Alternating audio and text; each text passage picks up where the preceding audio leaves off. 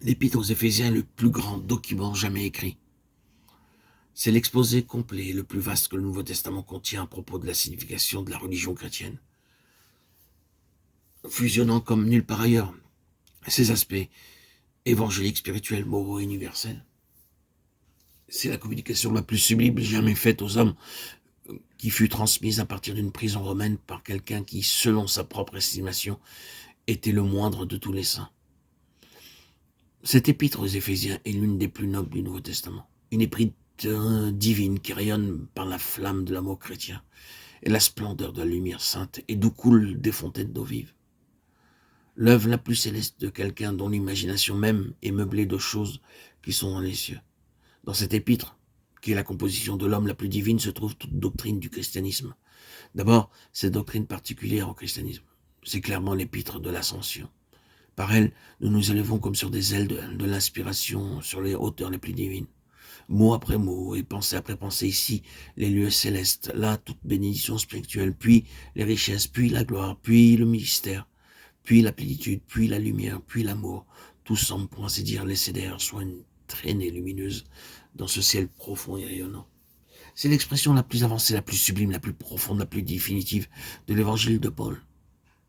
Hâtons-nous de dire que notre propre appréciation n'est pas le résultat de la lecture d'appréciation comme celle qui se trouve donnée par tous les écrivains qui l'ont lu, tous les auteurs qui l'ont considéré, tous les lecteurs, auditeurs, auditrices qui ont entendu parler de cette lettre aux Éphésiens. Ces dernières ont été découvertes beaucoup plus tard. Nous sommes alors arrivés à notre propre conclusion après bien des années de lecture, de méditation sur cette épître aux Éphésiens et sur le ministère de Paul en général.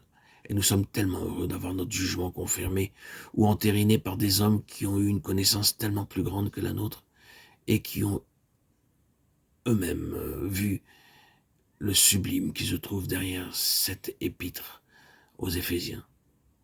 Ce qu'il y a de plus merveilleux, de plus grand et de plus sublime dans tout l'évangile réuni. Jusqu'à présent, nous avons seulement introduit l'épître aux Éphésiens. Son contenu, son enseignement et son message occuperont la majeure partie de notre préoccupation dans les audios que je veux me proposer de vous offrir, de vous publier, bien que tout cela reste encore très largement au-delà de notre compréhension. Avant de nous plonger dans ces profondeurs sans jamais aller beaucoup plus loin que la surface, nous devrons nécessairement prêter attention à l'homme lui-même et au fait que l'homme et son ministère sont une seule et même chose. Avant de procéder ainsi, rappelons à nos auditeurs auditrices un ou deux faits évidents mais impressionnants. Lorsque l'apôtre Paul se mit à écrire cette épître aux Éphésiens, il n'avait pas la moindre idée qu'il était en train d'écrire les Saintes Écritures, la Bible en partie. Sa seule pensée et son unique désir était de confirmer et de compléter tout le conseil de Dieu qu'il avait annoncé, sans en rien cacher, à Éphèse et d'un bout à l'autre de l'Asie mineure pendant les 2 années où il s'y trouvait, acte 19. Dans sa propre pensée, c'était une lettre qu'il écrivait, cela en vue d'un lieu et d'un besoin.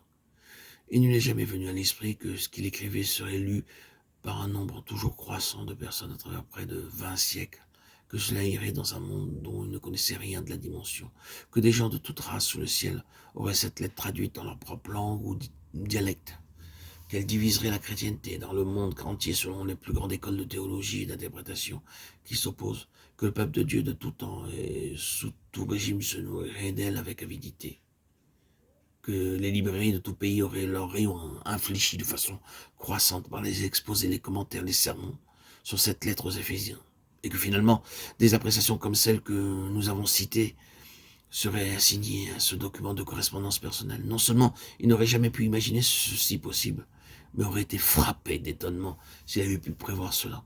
Quelle apologie de son témoignage, quelle justification de ses souffrances, quel dévoilement de la souveraineté et de la grâce de Dieu. Quelle inspiration et quelle force devrait être ceci pour quiconque souffre en communion avec Christ, et quelle preuve de la véracité de ses propres paroles. Votre travail ne sera pas vain dans le Seigneur, frères et sœurs en Christ bien-aimés. Ainsi, je me propose pendant plusieurs semaines de vous publier ces audios à partir des écrits d'Austin Spark, Theodore Austin Spark, qui m'a si inspiré, transformé par sa connaissance de l'Évangile, et qui m'a permis de poursuivre mon cheminement dans la sanctification afin de connaître, vivre la présence de Christ de manière féconde et non statique, dans une vie véritablement vécue présentement, par les explications que m'a donné Austin Spark depuis cette révélation qui m'a été faite en connaissant cette nouvelle église, l'église évangélique de Patmos. J'ai pu vivre et mesurer la grandeur de Christ réellement, comme jamais je n'ai pu la connaître. Et je me propose de partager cette connaissance pour que vous puissiez vivre sa présence, la présence, l'œuvre de Christ en vous. Par ce messager vraiment exceptionnel qui m'a tant donné, j'ai compris ce qu'est vivre Christ. Non seulement comprendre Christ, non seulement comprendre sa vie, le ministère qui nous est offert, mais vivre Christ dans sa chair, par la connaissance que Austin Spark nous permet de recevoir. Merci Seigneur Jésus. Et je peux dire comme l'apôtre, ce n'est plus moi qui vis, c'est Christ qui vit en moi. Par ces Galates 5:20, Galates 2:20, par ces messagers Seigneur Jésus, que tu m'as permis de connaître par cette grâce supplémentaire, qui est pour moi un cadeau supplémentaire. La grâce, par exception,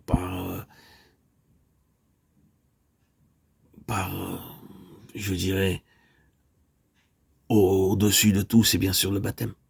Par immersion dans le lac de ma ville, le 26 septembre 2019, qui a fait de moi un nouvel être, un nouvel homme, ayant un nouveau cœur, un nouvel esprit, une nouvelle vie. L'homme ancien est tombé. Mais cette grâce que tu m'as permis de connaître, Theodore Austin Spark, est pour moi un des cadeaux supplémentaires qui me permet de connaître, de vivre expérimentalement, présentement, la croissance, la véritable croissance, et non une croissance imaginaire. Merci Seigneur Jésus. Merci pour tous ces messagers comme Watchman Nee, frère Baxing, frère Verbon, tous ces écrits qui m'ont été donnés si généreusement par ces hommes, ces femmes de l'église évangélique de Patmos. Tous ces messages qui sont incrustés de manière indélébile dans mon être et qui a transformé ma vie. Je remercie bien sûr l'église de Haïti, les disciples de Jésus-Christ, qui, les premières années de mon avancée, de mon pèlerinage dans la sanctification, m'ont beaucoup apporté par leur fraternité, leur amour du prochain, leur chant unique, leur cantique, le cantique des anciens, qui m'a tant apporté. Aujourd'hui, une nouvelle étape, un nouveau fondement, des nouvelles parcelles de ce que je connaissais pas m'ont été offertes, m'a été possible de connaître grâce au Seigneur Jésus. Merci Seigneur. Que je puisse toujours avancer et connaître d'autres écrits, d'autres messagers de Christ pour pouvoir aussi les partager. Car mon but, ce n'est pas simplement de recevoir, mais d'offrir ce que j'ai reçu. Ainsi est la volonté de Dieu, ainsi est la grâce de Christ, ainsi est le message de tout l'évangile. Vous avez reçu gratuitement, donné gratuitement. Telle est ma joie. Seigneur Jésus, je suis un vase choisi, je suis un vase élu. Et à cet égard, je te suis très reconnaissant.